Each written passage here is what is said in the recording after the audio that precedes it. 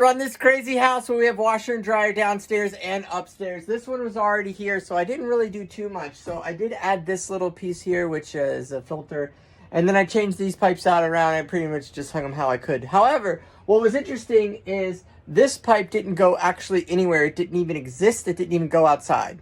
So after many failed attempts, I finally figured out where it was, and then I shot it through. I couldn't actually figure it out, so I cut it through here, went up, and then went across. Isn't that weird?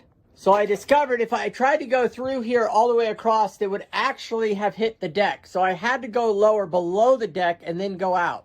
Notice that's the deck, so it would have popped out there. That would have been a mess, so I had to drop it down. Otherwise, the dryer was literally drying just into there. I mean, talk about a fire at any second. That's how it was. For years, they just pumped it into nothing. Just hope that it wouldn't cause a fire. Out this crazy contraption. So this is the HVAC unit, which is absurd, but we added another bedroom and bathroom. So this is the intake from that. Then this is a separate intake I took from the upstairs vaulted ceilings because I wanted to suck in some heat, and this works amazing. So this goes all the way up, and then I'll show you. It's probably 20 feet long. A little doohickey dial here. There you go. You get your HVAC running, you get your humidifier, you got nice water just flowing through the whole thing. Helps everybody in the wintertime, you know what I mean? This actually had two, but they were broken. So I only was able to install one, and I still have to do the other one. Let's go take a look at the other one. So it's way back here. And here's the original one right there. That's the original one, and I'm going to have to somehow shimmy my way in there and fix all that. All right, so what's going on with this? So this is the original hot water heater, and as you can see, it's having a great day here, having a huge party. I'm not touching it. I'm not messing with it. That's the intake water, and obviously I need a water softener, so look at that. Oh, okay. Until then, I'm using these pipes here. These shark bite things are my absolute favorites. Now, this is boiling hot, so I'm not going to really touch it. But this line, so what the water does is comes in here. It gets nice and hot. And then when it gets nice and hot and goes over here, whoop, and then it goes into this tank. And then this tank sits and stores the hot water. Now, if the hot water starts, we don't use it fast enough, then this tank will heat up. Then it sends the hot water back out and then goes here and then goes up and then connects. So this is the new bathroom we installed. There's the new bathroom right there. We installed that. And then it connects back and then goes to the main, the rest of the house. Now we have hot water through the whole house. So what's interesting about this is while this is really warm, this side is not, well, it is a little bit, but it starts losing its temperature right about here because this isn't on, it doesn't need to be. You can see all these pipes going crazy. Now, the other ones that are tripping you up is this gas line. So this gas line runs the heat to the whole house, but as you can see, I split it right here into a T.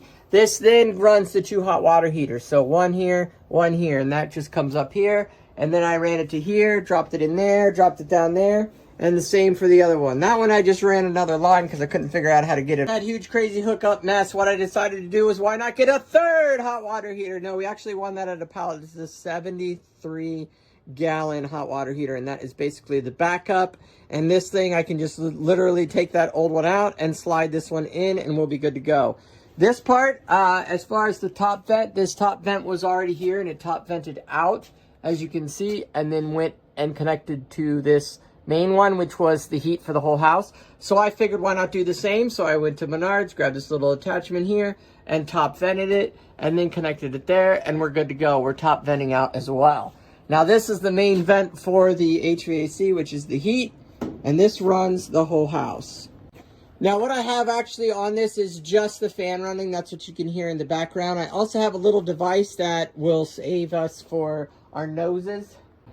So yeah, this is probably the most dangerous part I still have to fix. This is the light switch that turns on and off the unit when you want to work on it. I need to get some covers on that. I need to get some covers on this. As you can see, this wire is just chilling here like that, you know, because that's nice and safe. And then these wires, I don't think they go into anything. Yeah, so these wires don't go anywhere. These are the ones for the humidifier up there. So I mean, I'm never down here ever, but if I am, you got to be really careful. As far as the water drains out here, and that goes down into there, and then the other water drains right here, which is for our humidifier.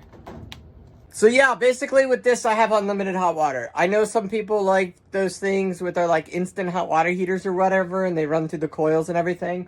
Well, I've also heard of negative degree temperatures coming down through the vent and freezing them and breaking them, and they're blown forever. And so then you just blew $5,000. Whoop-de-doo you, right? So what I decided to do was go with 2 hot water heaters running in series. And if I really wanted to, I mean, I could just hook up a third one. So what happens there? So how are you gonna? You're gonna run out of hot water, Jared. Yeah, well, you think so, right? Except the problem is, what I would do is that as soon as this one would drain, this one would start recovery. This one would drain, and then this one would be refilling as this one's recovering. This would recover in 45 minutes. So even if you were to run the hot water all day long, I would be very shocked to see it not be able to be recovered. But I don't know why you would do that. That seems silly. We have 4 bathrooms, and we have 3 tubs, and we have 1 jacuzzi. Hot tub. So you're looking at massive amounts of hot water needed at any given time, plus sinks. We have dishwashers. We have 2 dishwashers and 2 washers. So we're needing a massive amount of hot water all the time. And these 2 tanks have never once hicked up. And I think that we had about 21 people staying at our house, all needing showers, and none of it didn't hiccup for a second. So I am a firm believer in running this. It's way more cost effective. It doesn't cost anything. That sucker costs $30 a month in gas. And so then you double it. You're at $60 a month in gas, really. And you never run out of hot water. And you have something that lasts you what? Potentially, we're at what? 12 years here?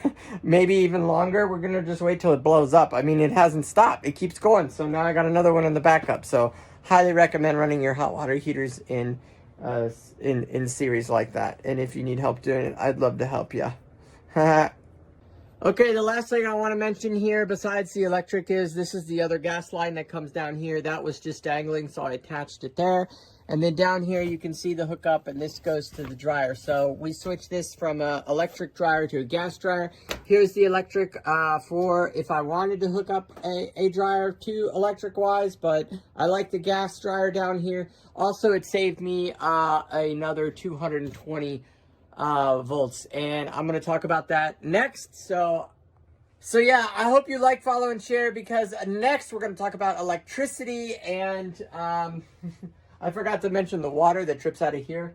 That is a fix and repair we've got to do when the kids get a bath and it comes in the mess, and it's a big problem. But the biggest problem in this house is the electricity, which is probably a little dangerous, as you can see, because there's just wires popping out of everywhere.